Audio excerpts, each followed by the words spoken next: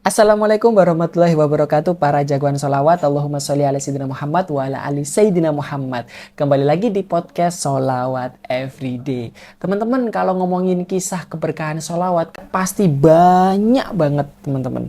Dari mulai orang-orang besar, orang-orang terkenal, bahkan sampai orang-orang biasa seperti kita itu, pasti kita pernah mengalami keajaiban sholawat, keberkahan sholawat, meskipun itu sesuatu hal yang kecil yang kita rasakan. Nah ini teman-teman, ada salah satu kisah yang keren banget. Mungkin kita pernah mendengar ya, beliau adalah Gus Dur atau Kiai Haji Abdurrahman Wahid, yaitu salah satu presiden kita pada zaman dulu. Seperti itu. Kisahnya adalah teman-teman, beliau ini punya seorang ibu, namanya adalah Nyai Solihah. Nah, si Nyai Solihah ini, beliau ini itu punya amalannya apa? Yaitu amalan beliau itu ketika beliau memilih butir-butir beras sebelum menanak nasinya, beliau itu melantunkan bacaan sholawat. Jadi setiap memilih butir beras, beliau itu melantunkan bacaan sholawat. Dari sana, beliau bisa mempunyai anak yang luar biasa.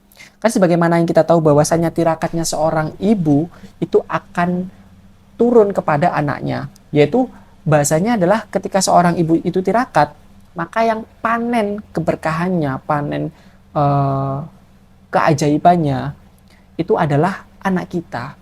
Maka bagi seorang wanita, baik calon ibu maupun seorang ibu, itu kita sebisa mungkin kita punya sebuah tirakat. Entah sholat malam, sholat tahajud, entah punya zikir tertentu, entah sholawat.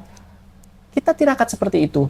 Insya Allah nanti akan bisa memiliki keturunan, anak yang soleh-soleha, yang hafiz-hafizah, mungkin ahli berbuat kebaikan, seseorang yang mungkin gemar bersolawat, terus dermawan dalam bersedekah, seperti itu.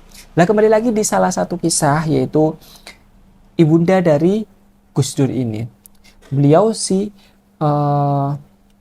malam si Nyai Solehah ini memilah butir-butir beras terbaik sembari melantunkan sholawat pada setiap butir beras yang beliau pilih. Beliau memilah nih satu butir, itu dibaca bacaan sholawat.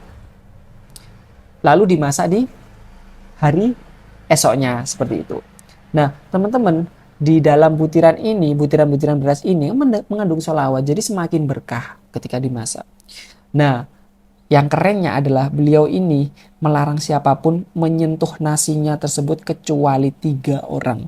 Dan beliau 3 orang ini adalah orang-orang besar. Yaitu siapa? Yang pertama adalah Hadratus Syekh Kiai Haji Hasyim Asy'ari, yaitu ayah mertua dari Nyai Solehah ini, yaitu pendiri Nahdlatul Ulama. Terus yang kedua adalah Kiai Haji Wahid Hasyim, yaitu suaminya, yaitu ayah dari Kiai Haji Abdurrahman Wahid. Dan beliau adalah anak dari Hadratus Syekh Kiai Hasyim Asy'ari. Terus yang ketiga adalah anak sulung beliau, yaitu Kiai Haji Abdurrahman Wahid, yaitu atau biasa disapa Gus Dur.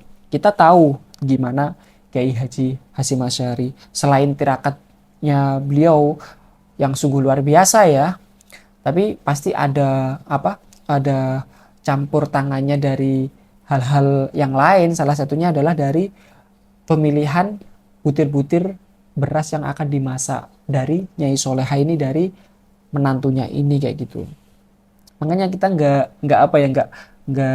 nggak bisa gitu loh, kita nggak bisa meremehkan segala bentuk amal ibadah kita, bahkan sekecil apapun itu. Contohnya kayak ini tadi kan, ketika beliau memilih butir-butir berasnya sambil sholawatan, dari butir beras itu semakin berkah masaknya, lalu menjadikan Allah turunkan karunia, yaitu anak yang soleh-soleha, suami yang luar biasa, terus mertua yang sangat super luar biasa sekali, kayak gitu. Nah, itu teman-teman, mungkin teman-teman dari khususnya para wanita-wanita ya, mungkin hal ini bisa menjadi contoh, bisa menjadi tauladan untuk teman-teman mengamalkan bacaan sholawat. Mungkin ketika di rumah dicoba aja nggak apa-apa, ketika lagi bersihin beras di rumah, mungkin lagi cuci piring, atau mungkin lagi jemur pakaian, baca sholawat nggak apa-apa. Yang penting nggak berada di dalam kamar mandi kayak gitu. Insya Allah dari tirakatnya teman-teman, khususnya bagi seorang wanita, itu akan turun kepada anak-anaknya. Seperti itu ya teman-teman. Semoga dari kisah ini teman-teman bisa mengambil hikmah, mengambil tauladan yang bisa teman-teman amalkan, yang bisa teman-teman jadi power untuk semangat bersolawat, semangat menjalankan segala amal ibadah seperti itu. Terima kasih banyak teman-teman. Insya Allah kalau ada kisah-kisah yang luar biasa lagi tentang sholawat, insya Allah akan saya share lagi, akan saya bagi lagi, biar jadi tambahan semangat teman-teman, akan jadi tambahan power teman-teman untuk semakin memperbanyak sholawat, untuk semakin memperbaiki bacaan sholawatnya. Terima kasih banyak teman-teman, kurang lebihnya mohon maaf. Allahumma sholli ala sayyidina Muhammad wa ala ali sayyidina Muhammad. Wassalamualaikum warahmatullahi wabarakatuh.